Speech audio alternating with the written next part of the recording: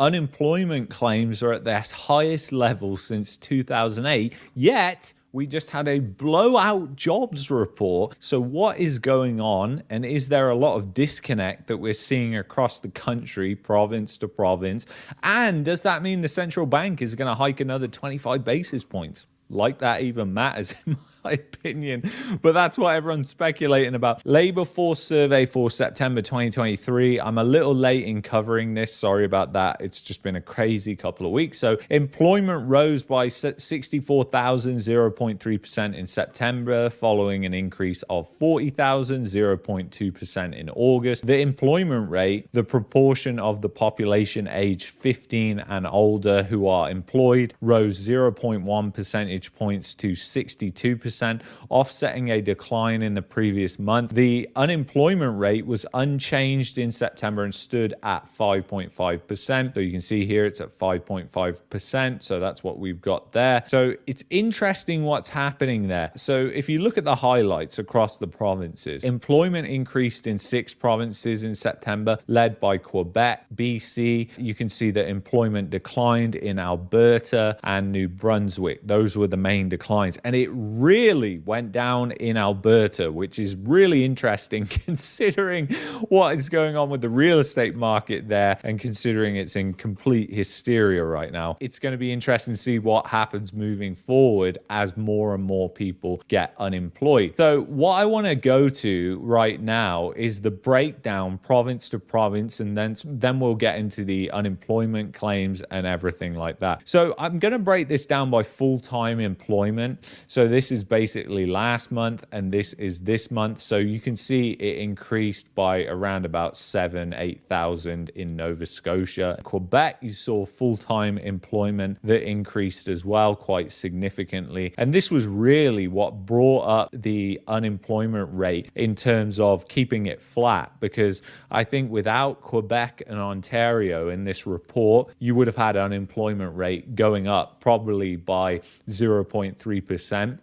But it's interesting because obviously those provinces have essentially pulled it down, looking like Canada is in a better situation than it actually is, in my opinion. So Ontario, you've got full-time employment right now, and that has gone up quite significantly there. You can see that. And you've also got part-time employment that is increased as well. Manitoba, if we go down to there, you can see employment has slightly increased, barely anything though, it's kind of flat. And then you've got Saskatchewan, same thing, it's up slightly. Alberta is very interesting. You saw a 63,000 job cuts in September. That is significant because I checked back in the data, and that's the most significant increase in unemployment in terms of jobs changing that I could find going back to 2020, looking at all the Statistics Canada data. So that is not a good sign. That is a lot of jobs to lose in 1 month. So very interesting what's going on right now. I think Alberta, we got to have our eye on that market, especially because it's kind of had its mania phase last, essentially. But that doesn't mean that it's a safe market. In fact, it means the complete opposite of that, which we may see on the flip side in the very near future. So British Columbia, you've got full-time employment that has also gone up. So you've seen slightly increasing there as well. But what's really interesting is you contrast that with Canadian unemployment claims ripping to 2008 high and disqualifications soar. So we touched on this a little bit a couple of weeks ago. It's interesting, you know, unemployment insurance claims are ripping higher, especially for the time of year. Claims rose 9.6% from last year, hitting a whopping 404,000 initial claims and renewals in July. Prior to 2020, claims were last this high in December 2008. Think about that. That was right after what happened with the banking crisis, the liquidity crisis that really hit the apex around October of 2008. And then you saw unemployment that was at the high in December 2008. Just think about that in the context of what's going on right now with Canada's economy. Significantly weaker than the US. It was significantly stronger than the US if you go back to 2008. It's the complete opposite of that now. And what that means for the future is possibly rates are going to be higher whilst the economy is getting weaker and weaker in Canada, much weaker than the US. And by the time the Feds cut, I don't think they'll cut until there's an economic crisis. And then you're going to see, obviously, rates come down. down, but that doesn't mean that you're going to see home prices just off to the moon. This is a bubble, and what's really interesting, and people kind of avoid talking about this, interest rates are just one component of liquidity, because obviously there's the interest rate, but then there's whether the bank wants to actually extend that credit to you, and that's what a lot of people forget. And obviously after 2008, it was very, very difficult to get a loan for many, many years after that, because the banks got burned on residential real estate, and it will be the same way for the Canadian banks. It's more unlikely that one of the big five Canadian banks goes completely bust. I think they're too systemic that the Bank of Canada is going to come in, bail them out. There's definitely going to be a bailout, but there could be a complete reorganization of the banking system and the banks, similar to what happened in the UK. It'll be interesting to see what happens there, but you've got banks that are at significant risk right now. If you think of CIBC and, all the things that have been going on there, CIBC seems like a bank that is up there in terms of risk, along with BMO and obviously Scotiabank. And obviously their stocks have been under a lot of pressure as well in terms of what's going on. And no wonder when you've got the backdrop of unemployment claims and the fundamentals of the economy deteriorating so much. So this shows you how more Canadians are seeking benefits. They've stripped out 2020 and 2021, obviously. I think that's a good thing. So you can kind of see what's happening. And what's really interesting is after 2016, where I said we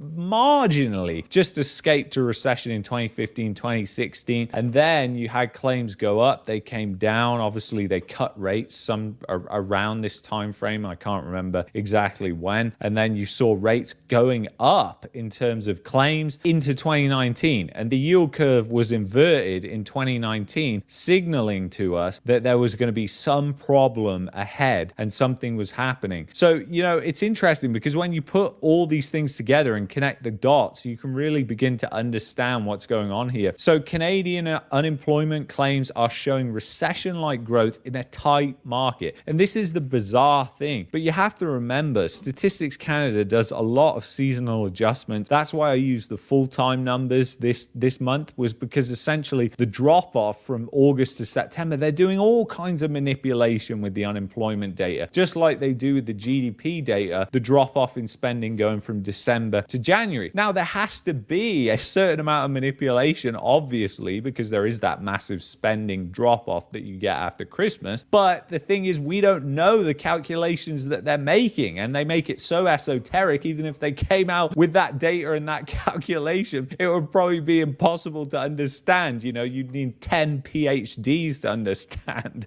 I'm just obviously joking. They don't come out and tell us this is how we're calculating and this is the formula that we're using. All these seasonal adjustments, you've got to be very suspicious when they're telling you, oh, this is seasonally adjusted. I'm always suspicious of those figures. And that's what they're doing with the unemployment data all the time. Little do people realize. So it's interesting. Canada is disqualifying more people from unemployment benefits. So that's not good. Think about that.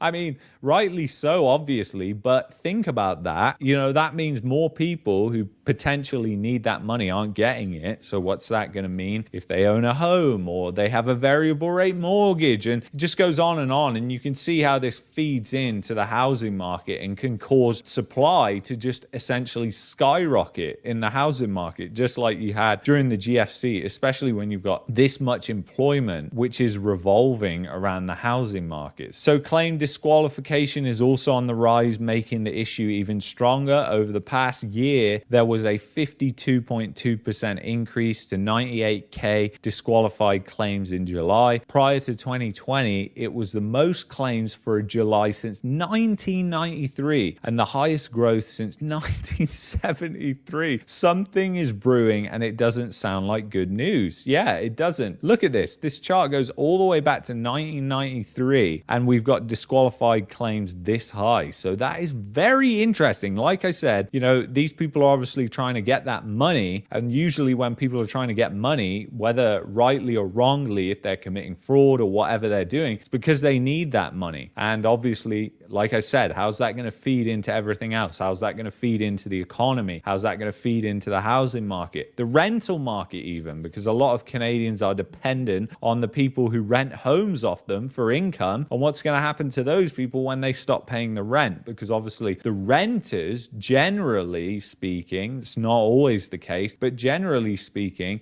renters typically are working lower end jobs. They have poorer credit, because if they had such great income and credit, why wouldn't they be buying a house? Now, obviously, there's nuance to that. There's people like me who don't want to buy or get into this property market and have fundamental reasons why they're avoiding it. But a lot of people do want to get into the market. And, a lot of people are just very poorly educated on the market and think that home prices just go up in Canada. That is pretty much the narrative that has been pushed and pushed and pushed upon people here. Interestingly enough, let's see what they're also saying about this. I mean, I don't add much weight to this, but central banks likely perspiring after strong job gains. So it basically says the economy added 64,000 jobs, well above the 20,000 expected from economists tracked by Bloomberg. And you've got, provincial leaders pleading with the federal government and the Bank of Canada saying, please keep rates low and we need more funding off the feds and, everything like that. That is happening. And think about that, because the unemployment rate has been edging up in Alberta over the past couple of quarters and last year. And now you've seen this big boost. The numbers actually remain the same because the labor force participation rate actually went down. And you also had a slight gain in part-time employment. So that basically offset the fact that the economy lost 63,000 jobs. So think about it. If they tighten monetary policy more, that just puts more strain on the provinces that are already showing the signs of being weakened by the high interest rates. And I did say this, Alberta, because of the battering that it's took from prior recessions, a lot of businesses have a ton of debt in Alberta. And that means when interest rates go up, eventually they have to roll over that debt and refinance that debt. And that will lead to higher unemployment. So,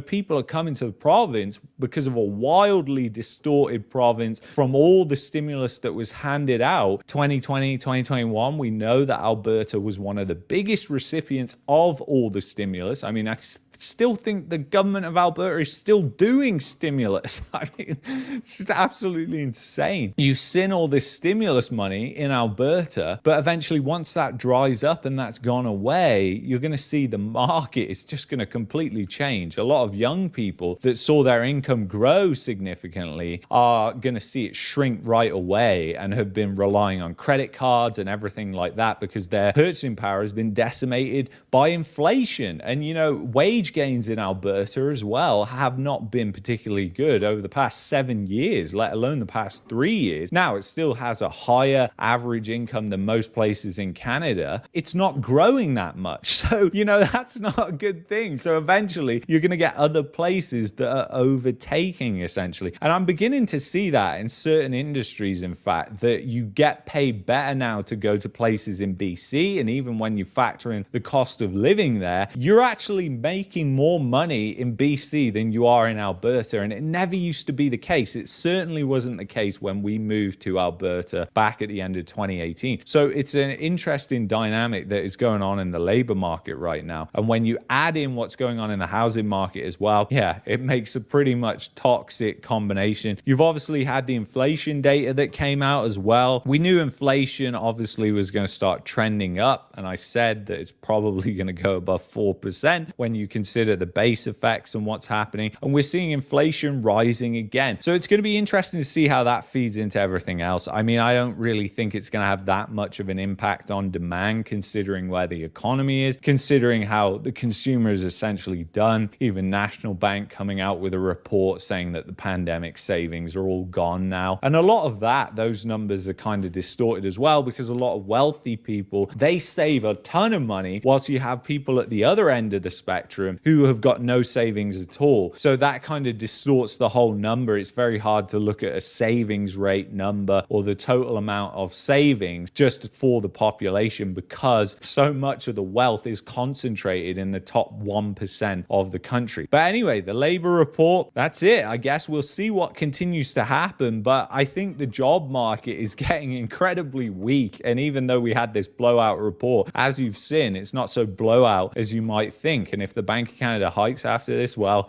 I'll be laughing at that. If you've enjoyed this video, you might like this playlist here that I picked out for you. You might like this video that I picked out for you here. If you're looking for a VPN to get around Bill C11, you know where to go. expressvpn.com/marketmania. If you want to help support the channel, go to patreon.com/marketmania. Thank you so much for watching, and I will see you in the next video. Take care, guys.